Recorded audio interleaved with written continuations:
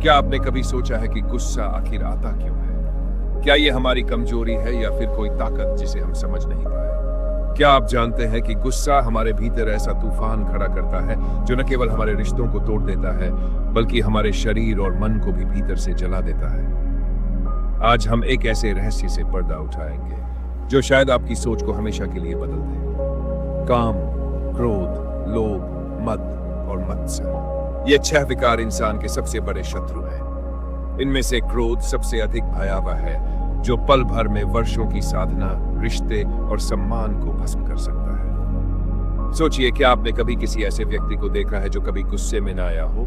शायद नहीं, क्योंकि गुस्सा हर किसी को आता है। किसी को कभी कभी, किसी को अक्सर, और कुछ लोग तो बिना वजह ही क्रोधित हो जाते हैं। गुस्से की शुरुआत बहुत छोटी होती है।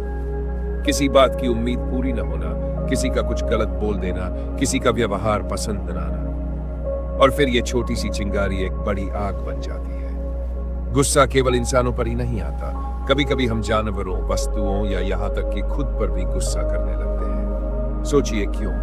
अगर क्रोध हमारा स्वभाव होता तो हम 24 घंटे गुस्से में रहते, लेकिन ऐसा नहीं होता। जब गुस्सा शांत होता है तो हर इंसान को शांति की तलाश होती है। वह अकेले रहना चाहता है, खुद से बातें करता है और सोचता है, काश मैं गुस्सा न करता। क्या आपके साथ भी ऐसा हुआ है? क्रोध के भी अलग अलग रूप होते हैं। कोई गुस्सा कुछ ही क्षणों के लिए करता है, कोई 4-5 घंटे तक क्रोधित रहता है, कोई दिन भर, और कुछ लोग तो वर्षों तक किसी बात को लेकर भीतर ही भीतर जलते रहते हैं। ये आग न केवल दूसरों को जलाती है बल्कि खुद को भी धीरे धीरे खत्म कर देती है। कुछ लोग ऐसे भी होते हैं जिन्हें बात बात पर गुस्सा आता है, बिना वजह, बिना सोच विचार पल भर में फट पड़ते हैं। ऐसे गुस्से में शरीर का संतुलन बिगड़ जाता है, आंखें लाल हो जाती हैं, हाथ कांपने लगते हैं, मुंह से कड़वे और बेमतलब शब्द निकलते हैं। कभी कभी हिंसा तक की नौबत आ जाती है। क्या आपने कभी महसूस किया है कि गुस्से में आप खुद को ही नहीं पहचान पाते?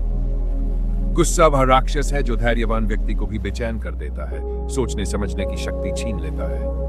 उस समय इंसान को लगता है कि वही सही है, वही ताकतवर है, जबकि असल में वह अपने ही भीतर की आग में जल रहा होता है। यह आग कभी कभी रिश्तों को खत्म कर देती है और कभी इंसान को खुद से ही दूर कर देती है। गुस्से से नुकसान केवल भावनात्मक नहीं होता, शारीरिक भी होता है।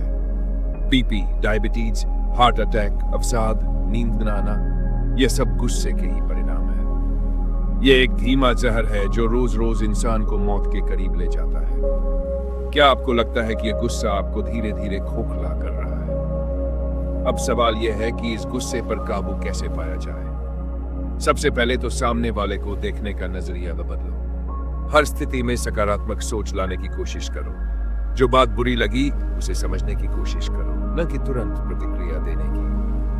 संयम को अपनी आदत बनाओ। जब गुस्सा आए तो 1 से 10 तक हिंदी में गिनना शुरू कर दो। 1, 2, 3। यह तरीका बहुत सरल है लेकिन असरदार है। अगर मन की अग्नि शांत न हो तो गुस्से को खुद पर ही आने दो, सामने वाले पर नहीं। इससे क्रोध की दिशा बदल जाती है और उसका असर हल्का हो जाता है।